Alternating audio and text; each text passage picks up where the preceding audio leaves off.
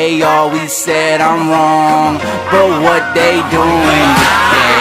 I think they want me gone, but I ain't going away. They told me I was wrong, but look at my ass today. Da da da da da da da da da da.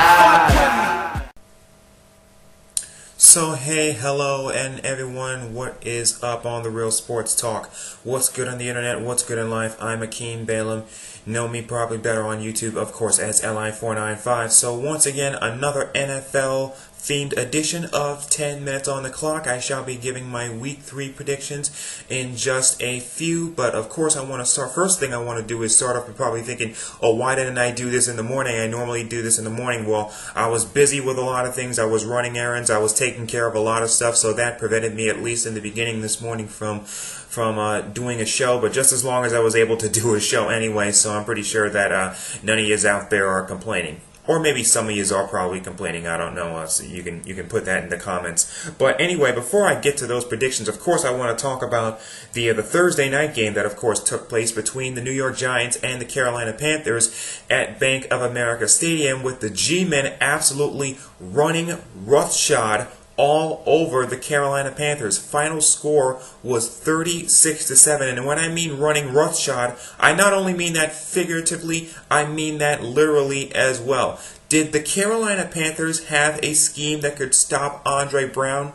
Or, dare I say, did the Carolina Panthers expect that Andre Brown of the New York Giants was going to have the game that he wound up having for Big Blue? I mean, they couldn't stop him all day. I mean, the defense for Carolina was absolutely abysmal. It was totally pathetic. Eli Manning had another big game. It looked like he was recreating that fourth quarter that he had in Week 2 back at MetLife Stadium against the Tampa Bay Buccaneers all over again. And Eli was just on his game. I believe he threw for something like 288 yards and 2 touchdowns. No Hakeem Nicks, no problem. Who would have thought all this would happen? And the Carolina Panthers, everybody's talking about the Panthers. Would they be ready for primetime? Everybody's talking about, oh, this was going to be Cam Newton's big game, that this was going to be his huge coming out party, coming out onto the national stage on a primetime game on a Thursday night.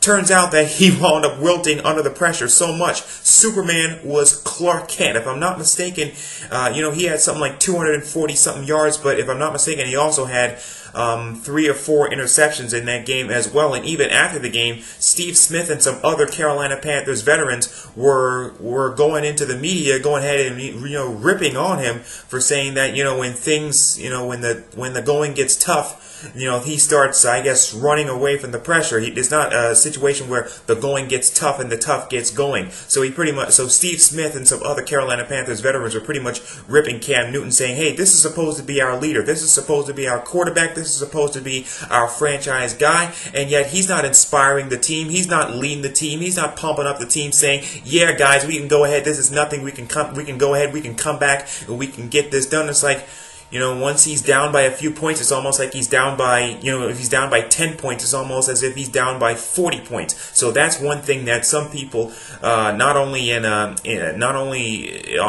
his team, but also a lot of Carolina Panther fans throughout the Metrolina area, also getting all over Cam Newton, saying that he may have the running skills of a Vince Young or a Michael Vick or a Steve Young or somebody like that, or even a Tim Tebow, but there's something about it. He doesn't have those. He's not developing those intangibles well, I guess you can say, as a quarterback. But one guy, of course, does have those intangibles, Eli Manning. There's a reason why he's won 2 Super Bowls. There's a reason why he continues to have these, continues to have these big games like what happened against Tampa Bay and like what happened against Charlotte. You got to consider the New York Giants right up there with Atlanta, Green Bay, and San Francisco as the top teams once again in the National Football Conference. And speaking of the National Football League as a whole, let me get to my picks.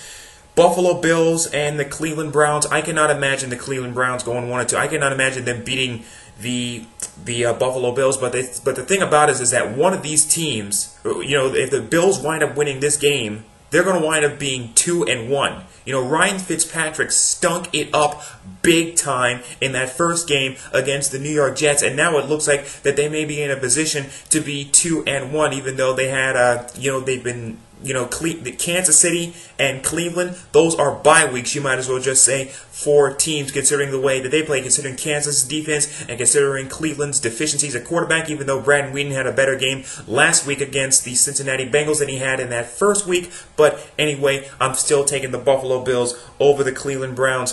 49ers, Vikings, even though this is going to be looked at in many ways as really a matchup of the running backs, Adrian Peterson for Minnesota and Frank Gore for San Francisco. As I said earlier, there's a reason why San Francisco is considered the best team in the NFL right now, and Alex Smith, believe it or not, if he keeps on playing like this, we're going to start talking about Alex Smith perhaps as maybe a Pro Bowl quarterback, but right now, Pro Bowl level quarterback all of a sudden because of the coaching that Jim Harbaugh has been able to instill in. But you know what? I'm going with the 49ers to go to 3-0, defeating the Minnesota Vikings at the Metrodome. Buccaneers, Cowboys, I'm actually going to take the Bucs once again in an upset. If not for, they were getting pretty chippy, of course, against the New York Giants. They're going up against one of the Giants' division rivals. I think that they're going to take all that frustration out that they had on the Giants. I think they're going to take them out on Tony Romo and the Dallas Cowboys. So I like the Bucs in an upset to beat the boys at Cowboy Stadium. Rams and Bears, I like Chicago in that game. Jaguars and the Indianapolis Colts, even though Andrew Luck had a much more improved game against the Minnesota Vikings, I'm still taking the Jaguars in an upset against Indianapolis.